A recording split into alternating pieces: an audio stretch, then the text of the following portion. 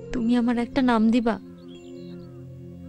অনেক সুন্দর একটা নাম, সবার মুখে মুখে থাকবি নাম, দিবা? জনপ্রিয় মডেল অভিনেত্রী সোহানা সাবা ছোট পর্দা, ওটিটি প্ল্যাটফর্ম কিংবা বড় পর্দায় তিনি অভিনয় করছেন সমান তালে।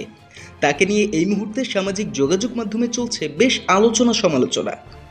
সম্প্রতি এক গণমাধ্যমে সোহানা সাবার দেহ ব্যবসার চাঞ্চল্যকর তথ্য ফাঁস শিরোনামে এক ভিডিও প্রতিবেদন করা হয়, যা ফের তোলপাড় ফেলে দিয়েছে ভক্তকুলে।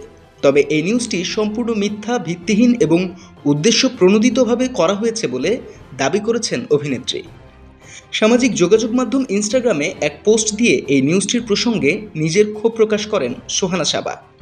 পোস্টে সোহানা সাবা লিখেছেন, দেশের একটি গণমাধ্যমের অনলাইন আমার বিরুদ্ধে 6 সেপ্টেম্বর একটি নিউজ করেছে, যা সম্পূর্ণ মিথ্যা, ভিত্তিহীন এবং উদ্দেশ্য প্রণোদিতভাবে করা হয়েছে, যাতে আমার সুনাম নষ্ট হয়। সম্প্রতি আওয়ামী লীগ সমর্থিত শোবিজ তারকাদের আলো আসবেই গ্রুপের স্ক্রিনশট ফাঁসে উত্তাল নেট দুনিয়া। ওই গ্রুপে যুক্ত ছিলেন সোহানা সাবাও, যা নিয়ে ব্যাপক আলোচনা চলছে।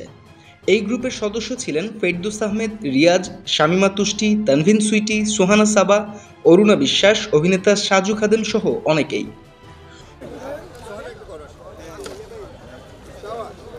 অভিনেত্রীর সম্মানহানির চেষ্টা করা হচ্ছে জানিয়ে তিনি বলেন, একজন নারী হিসেবে আমি সে সময় আমার সম্মান বাঁচাতে যে কাজটি করেছি, সেটি এই সময় এসে আমার বিরুদ্ধেই বানোয়াট নিউজ করে আমার রেপুটেশন নষ্ট করার চেষ্টা করেছে একটি বিকৃত হেডলাইনের মাধ্যমে।